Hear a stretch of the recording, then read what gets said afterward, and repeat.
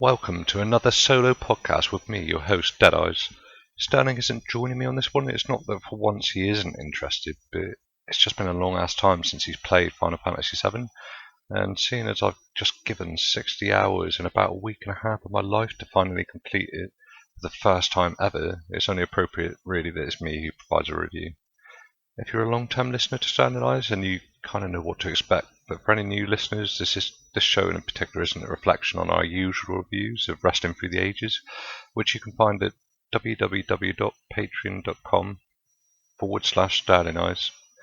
Just a quick note before I begin. If you know of anyone who'd be up for listening to our show, then please don't keep it to yourselves. I know it's probably a guilty pleasure that you don't readily want to share out, but that my theory is that at least 1 in 1,000 people will like what we do. And so if the word gets out to as many people as possible, then myself and Sterling will be able to claw our way out of the impoverished hell that we live in and be able to at least eat a little bit more frequently anyway.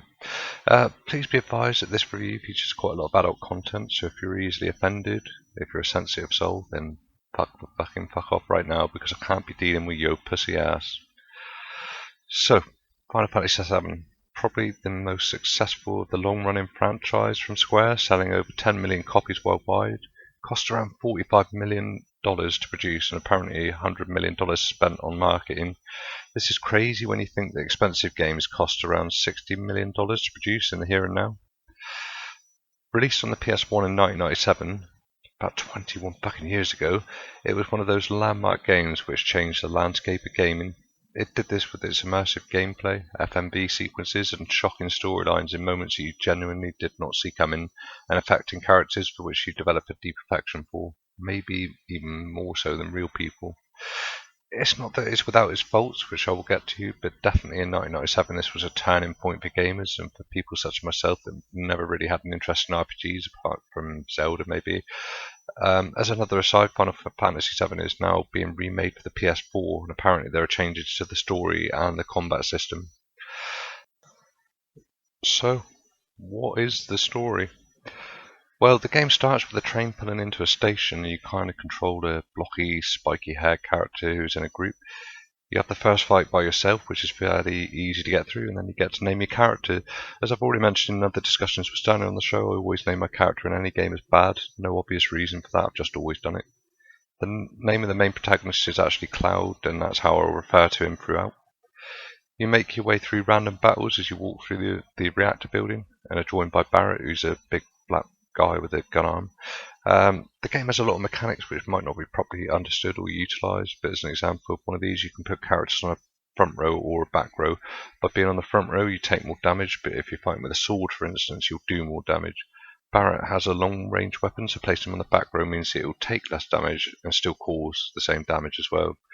So you work your way through the reactor, and the story develops on how Cloud is a mercenary. He's been hired by a group called Avalanche to fight against the mighty Shinra Corporation.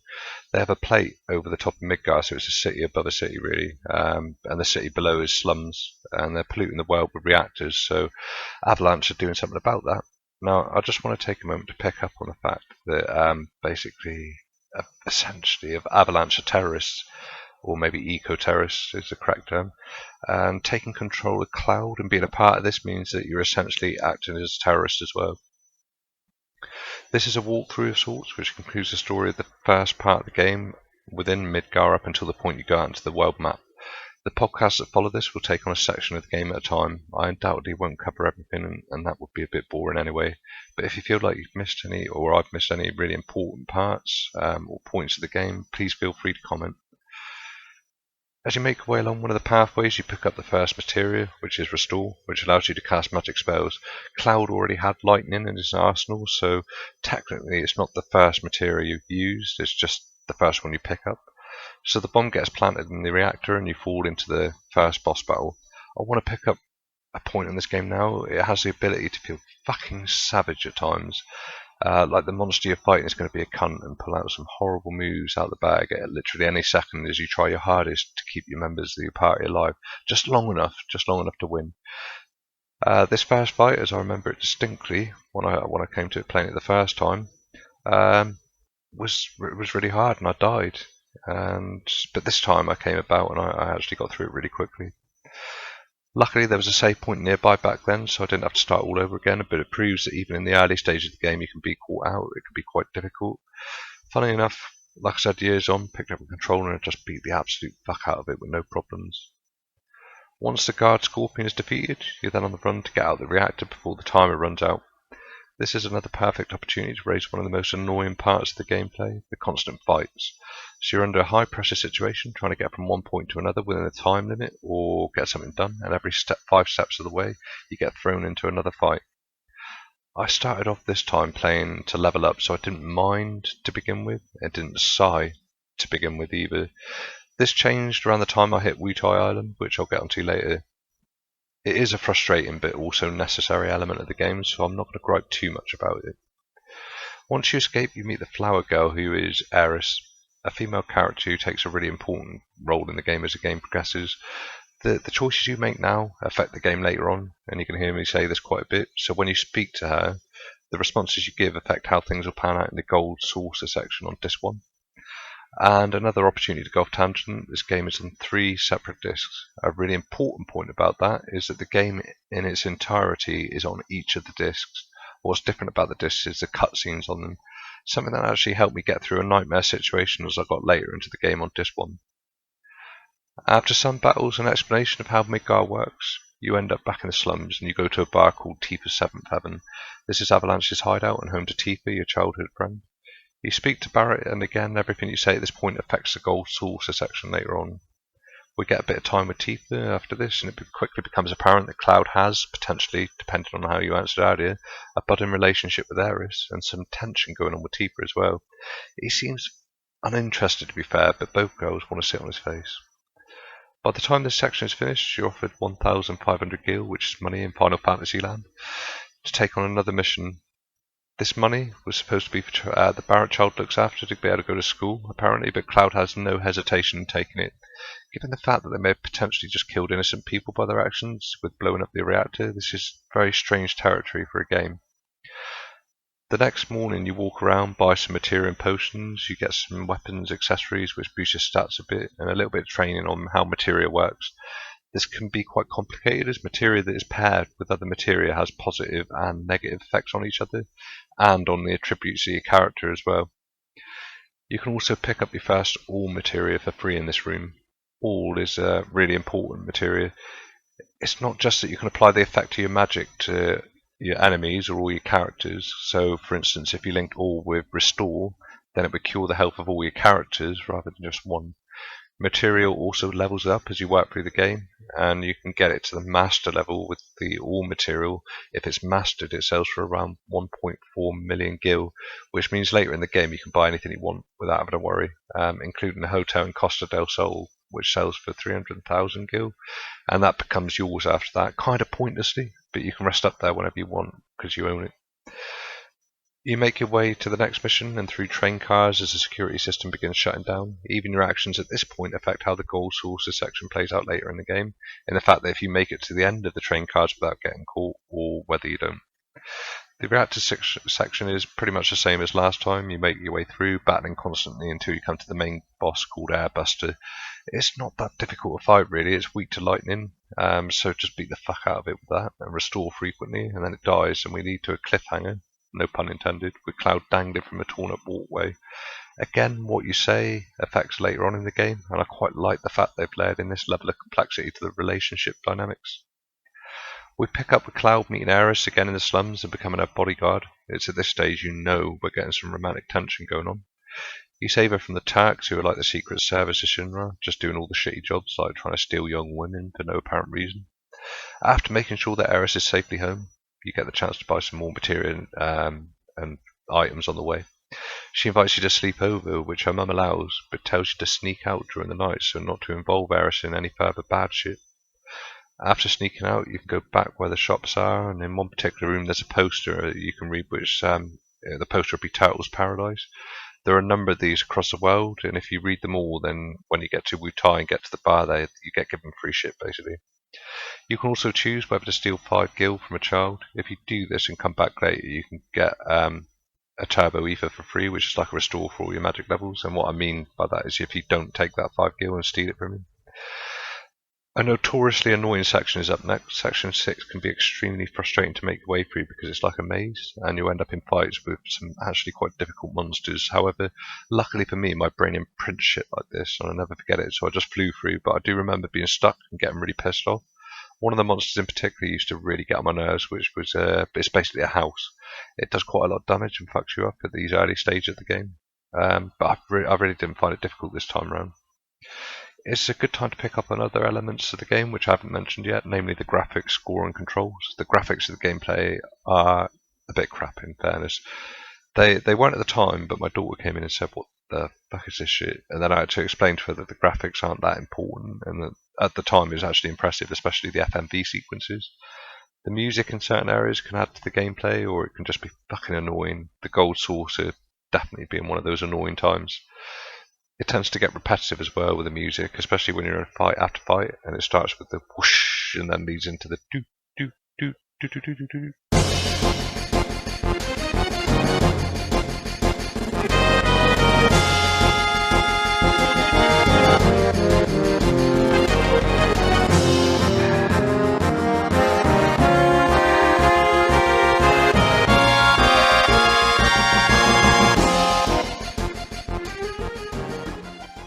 But in terms of nostalgia, I love it. The controls are fairly easy to navigate. There are some aspects of using the menus that aren't so easy and take a bit of perseverance to understand. But actually, you can get through the game and never know certain functions exist. You end up in Wall Market and can make your way through buying items and material, etc. You end up having to go outside of the Honeybee Inn, which is basically a whorehouse, and they'll tell you that Tifa is in Don Corneo's mansion at the top of the area. You can try and get into the Honeybee Inn, the mansion, but you'll be told Don Corneo is a shit in this area, and you are nothing, so basically fuck off. You then have to go through the whole process within the game of dressing up Cloud as a girl to gain access. Now, it's important to point out you can get away with basically a dress and a wig by completing some minigames. You can also get a tiara, sexy cologne, and lingerie. It really depends on whether you're trying to complete the game quickly, you're a completionist like me who just wants to do as much of the game as possible, or you just like cross-dressing. Side note, at the Honeybee Inn, you can end up being raped by a group of burly men in an extremely disturbing scene which doesn't let you see anything but leaves it to your imagination. No lies. Once you're ready, you go to Don's mansion and are allowed in. You meet up with Tifa in quite an awkward scene where Aerith and Tifa meet up for the first time, and there are rumblings of some girl-on-girl action in the fight off for the heart of Cloud. But then they end up going up ready to be selected by Don, who makes a choice out of 3 women each day and then bangs the shit out of them. Today he's going to get a bit of a surprise. If you've gone full-on cross-dressing, then he will choose Cloud. It is possible for him to choose one of the other 2 though. Whichever choice is made affects the gold saucer section later on, as does most of the stuff in this early stages. We get the reveal before he tries to slip his dick into another dick, and then it ends up with Don Corneo pulling a trapdoor switch and Cloud, Aerith and Tifa being dropped into a sewer. When in the sewers, you have a chance to sort out your materia, armor and weapons before the upcoming moderate badass fight against a boss character. Again, who you speak to first out of Aerith and Tifa at this point affects the gold saucer section later on. Apps isn't a particularly strong boss, but he does have a tsunami and sewer tsunami move, which can fuck you up if you're not properly prepared. He's weak to fire, so it's a lot easier to fight him when you know this. Eventually you make your way through and get to the frustrating part of the game, what I found it frustrating, which is a train graveyard. Another place where you end up in frequent battles, have to model your way around to make sure you get all the items available. As a note, there are some different formations of monsters, there's no guarantee you'll fight the same ones again and again. There's an area where you have to move trains to clear a way forward, and it's in the same area you can steal, or use your steel material you've just picked up to steal Aerith's striking staff, which is a new weapon from Eligor, a really rare monster. It's also quite a hard monster to battle early on in the game. If you do actually find it, it might actually take you a while to steal the item from him. Annoyingly, when you're running around in circles, it can actually take longer to get in fights, even if it's but like the rest of the game, it's every fucking 5 steps. But when you're actually looking for a fight and looking to find this bloody Eligor, you can't. You end up at a Section 7 pillar and discover that Shinra are attempting to blow up the pillar and crush Sector 7. where Avalanche hide out. You climb up the ladders, facing various battles until eventually you face off against Reno, a member of the Turks, and I talked about the Turks earlier. It's not a difficult fight particularly, despite the fact it looks like it's going to be, or you feel like it's going to be. The pillar will explode and Eris is taken away in a helicopter by Shinra. This is one of those disturbing moments of the game which is surprisingly easy to overlook if you focus on just trying to make your way through the game rather than being fully invested. I've already noted that playing as Cloud you've actively become a part of the terrorist group, whether it is for good reasons or not. While Shinra were the ones who blew the pillar, killing thousands of innocent people living in Sector 7 below, this wouldn't have happened if it wasn't for Avalanche. You end up back in the annoying maze-like area and have to backtrack a little to go to Aris's house, but there is a free sense material up in the park, which basically tells you the stats of the monster you're fighting against. This is where Marlene, the girl Barrett ended up looking after, is living with Aris's mum rather than being crushed below the plate. You explain to Aris's mum that Aris has been taken by Shinra, and she'll be devastated, but also seem to have fully expected it to happen at some point. You go back to the wall market where the dirty bastard Don Corneo tried to hump your hairy ass, and you can now get some materia from the shop where you couldn't before. When you go to the weapon shop, he'll sell you some batteries for a fucking extortionate amount. I think it's like $100 each, and you climb your way up the wall and further up the Shinra building. This bit did have me stuck for a while. It's just a bit fiddly, trying to traverse your way through. We're now in Matrix Land fully, where the crew are going to attempt to rescue one of their members from a heavily guarded and impassable building filled with battles and more battles. Okay, so this is an oh my fucking god moment. You can choose to bust in the front way or sneak in. By sneaking in you can avoid all of the battles and pick up a useful item on the way, but you literally go up hundreds and hundreds of flights of stairs. It takes forever. If you bust in, then you get a lot more battles and you can read the second Turtles Paradise poster, which is one I actually missed. The enemies are a bit more difficult now, doing a lot more damage, but the funny thing is if you come back here later and piss all over it, you basically, once you've leveled up, you come back to these easy enemies and you kick their asses. Each floor requires a key card to pass. On each floor there are mini games to complete which give you a key card and the chance to pick up other important items. As a note, on floor 64 you can put 250 gil into a vending machine, but it doesn't give you anything. But when you come back later in the game, if you put that 250 in, you'll get some free items. Also on floor 62 you can get some elemental material if you guess correctly on the first go, and this boosts the material it's paired with. It's always going to be better to pair on your armor than weapon, because if a monster absorbs fire, for instance, and you paired the elemental with fire material on your weapon, you actually heal the monster when you hit it. Anyway, that geekiness aside, the elemental paired with the poison on your armor really helps towards the end of this, when fighting boss, or the main boss anyway, as reduces the effect on you when they attack. By the time we get to floor 67 we meet Red 13, a kind of hyena coyote thing. Hojo, a mad scientist, is experimenting on Red 13, and Eris gets dumped into a chamber with him. We don't actually know at this point that he's going to become part of the crew. We've learned already that Eris is the last of the ancient race, and that Red 13 is also the last of his kind. Hojo's plan is to breed the two, so this whole section where Red 13 attacks Eris, which he later apologises for and said it was just for show, looked likely to turn into a rape scene until Cloud and Barrett show up to save the day. That's pretty fucking dark shit right there. Just as another note, going back to the stairs, when you go up forever and ever, there is an item, which is basically why you take the stairs unless you're avoiding fights. There's an item about halfway up, maybe 3/4, I don't know. Somewhere along you'll find an item. There's another moment here where you get to decide on what happens at the gold saucer by who you choose out of Tifa and Barrett when asking someone to keep Eris safe. On floor 68 you end up thrown into battle against Sample HO512, a boss who likes to use poison attacks. It's actually quite a tough fight. It's in the back row, so harder to damage with regular weapons, and has annoying little things in the front which regenerate if killed. As said earlier, pairing elemental material with poison on your armor protects you a bit more from the poison attacks, and fire damage will kill this one a bit quicker. Once defeated you can turn around and get an enemy skill material. Enemy skill is stupidly useful, probably the most useful material in the game. If you're fighting monsters and you've got it equipped, when they use their special abilities on you, you can steal that for yourself to use whenever you want. At this point you can go back down to the 67th floor and steal the hard edge weapon from Soldier 3rd, for Cloud, and a carbon bangle from Moth Slashers, both of which are really fucking useful. When you go back down in the elevator you end up being caught by the Turks and thrown into a prison. You can talk to other members of the team, and this affects the gold saucer part of the game later on as well. When you wake, you find the doors are open, you assemble your crew and find the guard is dead and there are trails of blood everywhere. Long story short, you make your way up to the 70th floor and find that the president of Shinra is dead. At this point, we meet up with Rufus, the president's son, who has now taken control of Shinra. The team splits up, and for fuck's sake, do not do what I just did, and split them up and begin the upcoming battles, because without preparing, because it's so much harder. Equip the team properly, as you are fighting a mechanical enemy in an elevator next to you as it travels downwards. It's long range, meaning you can't hit it unless you barrel it with a long range weapon, so having material properly sorted beforehand makes it a lot quicker and easier. After this, we then have Cloud versus Rufus. Again, equipping properly is all important, and if you do that, the fight is so much easier. After some more shit, I know I'm so factual and put things so eloquently, we end up with a kind of mini game where you're on a bike fighting off other bikers who are attacking the van filled with your crew. It's fairly straightforward, but can be quite irritating after a while. At the end of this is another boss called Motorball. It's all about preparation again.